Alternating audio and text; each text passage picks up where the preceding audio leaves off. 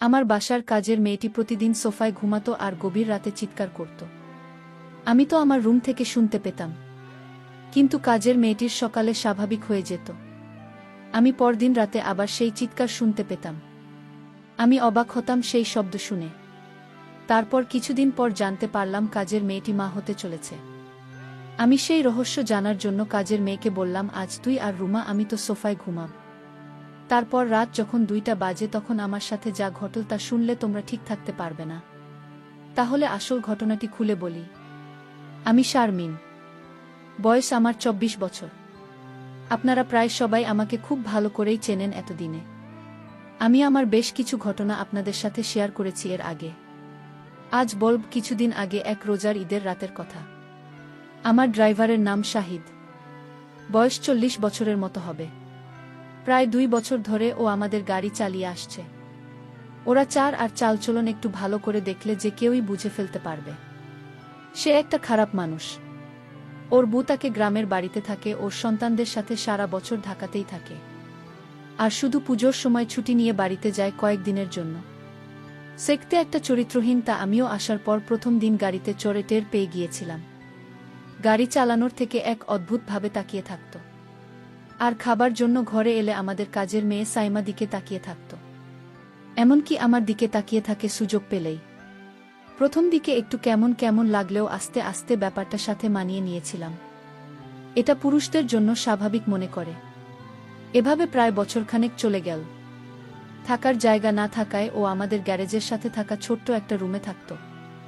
এতে কাজের সুবিধা হতো। ওকে দিয়ে ঘরের অনেক ছোটখাট কাজ করিয়ে নেওয়া যেত।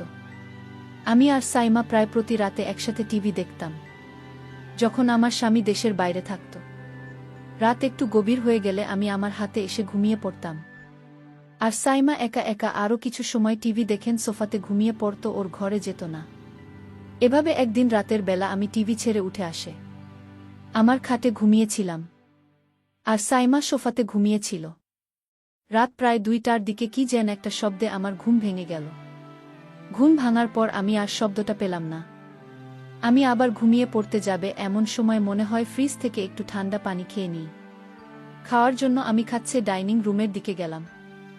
যাবার সময় ড্রয়িং রুমের মধ্যে টিভি এর হালকা আলোতে নড়াচড়া দেখতে পেলাম। আমি কোনো আওয়াজ না করে দাঁড়িয়ে গেলাম কি হচ্ছে তা দেখার জন্য। যা দেখলাম তাতে আমার মুখ চেনা হয়ে মাটিতে পড়ে যাওয়ার দশা হলো। আমি এই দৃশ্য দেখে পুরো হতভম্ব হয়ে গেলাম। আমার মাথা যেন কাজই করছিল না। আমি প্রায় 10 মিনিট মতো মনে হয় দাঁড়িয়ে দাঁড়িয়ে সাইমা এক অদ্ভুত দৃশ্য দেখছিলাম। সে কথা সাইমা দৃশ্যটা দেখে আমি আর নিজেকে ধরে রাখতে পারছিলাম না। তাই কোনো কিছু করে বসার আগে আমি তাড়াতাড়ি ওখান থেকে সরে এলাম, আর পানি খেয়ে কোনো শব্দ না করে আমার ঘাটে ফিরে। আমি যা দেখেছিলাম, সাইমা এমন করতে পারে আমার কল্পনার বাইরে। আমি এসব কি দেখছি? সাইমা তাহলে সৈকতের সাথে কি প্রতি রাতে? না, এটা কিছুতেই আমি মেনে নিতে পারছি না। কি হচ্ছে আমার ঘরে এসো? আমি জানতাম কাজের মেয়েটি অনেক ভালো ছিল। আজ তার দৃশ্য দেখে আমি নিজের চোখকেই বিশ্বাস করতে পারছি না। আমি কাজের মেয়েটাকে জিজ্ঞেস করলাম, কতদিন ধরে চলছে? মাথা নিচু করে চুপ করে দাঁড়িয়ে রইল। আমি ওকে অভয় দিয়ে বললাম, ভয় পাস না, আমি তোকে কিছু বলছি না। কিন্তু ও যদি তোরে কিছু বলে তাহলে আমি ওকে পুলিশে দেব। সাইমা তখন হতচকিত হয়ে বলল, না আপা, সৈকত আঙ্কল আমাকে জোর করে কিছু বলে নাই। আমি তো ওকে বলেছি আমরা প্রায় 2 মাস ধরে আমাদের চলেছে। আমি ওর কথা শুনে অবাক হয়ে গেলাম। একটু পরে ওকে বললাম, কি বলছিস? তোর বাপের বয়সী একটা লোকের সাথে 2 মাস ধরে? ওকে তো তুই কাকা বলে ডাকিস, তার উপরও একজন হিন্দু গো। সাইমা আমার কথা শুনে পুরো চুপ মেরে গেল। মাথা নিচু করে দাঁড়িয়ে রয়েছি। আমি বললাম, কিরে কিছু বলছিস না কেন? কাচুমাচু করে বলল, আপা বিয়ে ভাঙছে আমার 1 বছর আগে, তাই উনি যখন কুল তখন আমি আর না করতে পারলাম না। উনি আমাকে বিয়ের প্রস্তাবও দিয়েছে। হায় রে বোকা মায়া, হিন্দু ছেলে তোরে বিয়ে করবে? দয়া করে কাউকে কিছু বললে না পা। আর বোনার আপনার বাসার কাছ থেকে বের করা দিয়ে না গিয়ে আমি বললাম, আচ্ছা, কিন্তু তোর একবারও মনে হলো না যে তুই একটা হিন্দু লোকের সাথে? উত্তরে সাইমা বলল, আপা উনি হিন্দু হলে কি হবে? ওনার আচরণ অনেক ভালো। উনি মুসলমানের চেয়ে অনেক ভালো। আমি কত মুসলমান দেখেছি, কিন্তু ওনার মতো আমি কাউকে দেখিনি। যে উনি একজন হিন্দু তার শুধু নামে মাত্রই আমি ওর কথা শুনে পুরোপুরি চুপ হয়ে গেলাম। আর কিছু না বলে আমি ওখান থেকে চলে এলাম। এভাবেই চলছিল ওদের। আমি মাঝখানে আরও অনেকবার ওদেরকে ড্রয়িং রুমের সোফায় দেখেছি একসাথে বসে গল্প করতে, আমি আর বাধা দেননি। সাইমার কথা চিন্তা করে এখন আসি মূল ঘটনায়। সেদিন রাতে আমি আর সাইমার অন্যান্য রাতের মতো ড্রয়িং রুমে বসে টিভি দেখছিলাম। রাত প্রায় 1-2টা বাজে। তার দিকে সাইমা আমাকে জিজ্ঞেস করল আমি ঘুমাতে যাব কিনা। আমি না বললেও বলো, সারাদিন বাড়ির কাজের চাপেও খুব ক্লান্ত, ওর রুমে ঘুমাতে চলে যাচ্ছে। এই বলে ও চলে গেল ঘুমাতে। আমি সোফাতে শুয়ে টিভি দেখতে লাগলাম। প্রায় আধা ঘন্টা টিভি দেখার পর আমার খুব ঘুম আসতে লাগল, কিন্তু আমি টিভি ছেড়ে বেডরুমে গেলাম না। টিভি দেখতে দেখতে আমি সোফাতে শুয়ে ঘুম ঘুম চোখে টিভি দেখতে লাগলাম। কিছুক্ষণের মধ্যেই ঘুমিয়ে গেলাম। রাত হয়তো তখন 2টা হবে। হঠাৎ একটা শব্দের কারণে আমার ঘুম ভেঙে গেল। ঘুম ভাঙার পর আমার কয়েক মুহূর্ত সময় লাগল। পুরোপুরি সম্বিত ফিরে পাবার পর আমি বুঝতে পারলাম কি ঘটতে যাচ্ছে। আমি ঘুমের ভান ধরে ঘুমিয়ে রইলাম। আমি বুঝতে লাগলাম দেখি কি হয়। সৈকত যখন আমার সোফাতে সাইমা ভেবে আসলো। এরপর লোকটা বলে উঠল, কিরে সাইমা, এমন করিস না। আজকে কি হলো? আমার সাথে কোনো কথা বলছিস না যে? তুই কি আমার সাথে রাগ করেছিস? আমি গলার আওয়াজ শুনেই বুঝতে পারলাম যে লোকটা আর কেউ নয়, আমাদের ড্রাইভার 6। আমাকে ভুলে সাইমা মনে করে এখানে চলে আসছে। সৈকত বল, কি রে সাইমা, আজ তোর কি হয়েছে? কোনো কথা বলছিস না কেন? কি রে, চিল্লা ম্যাডাম হয়ে ওঠায় ফেলবি নাকি? আমি বুঝতে পারলাম যে ওকে কিছু না বললেও এখান থেকে যাবে না। আমি তাকে কিছু না বলে তার আসল রহস্যটা বুঝতে জানতে লাগলাম। কিছুক্ষণ পর বলল, কিরে আজকে কি হয়েছে তোর? এরকম করছিস কেন? আমি উত্তরে বললাম, সৈকত, আমি সাইমা না, তোমার ম্যাডাম। সাইমা ওর ঘরে ঘুমোচ্ছে একটু। আমি বুঝতে পারলাম আমার কথা শুনে হতভম্ব হয়ে গেছে। সরি ম্যাডাম, আমার ভুল হয়ে গেছে। সব সময় তো এখানে সাইমা ঘুমায় না, দেখা ভুল কইরা আমি এখানে চলে আসছি। দয়া করা স্যারকে বললেন না ম্যাডাম, আমার চাকরিটা চলে যায়। আমিও আর কিছু বলার মতো খুঁজে পেলাম না। বুঝতে পারলাম ইচ্ছা করে কিছু, কারণ সাইমা ইস্তফাতে ঘুমায় টিভি দেখার পর। আমার এখানে থাকার কথা না।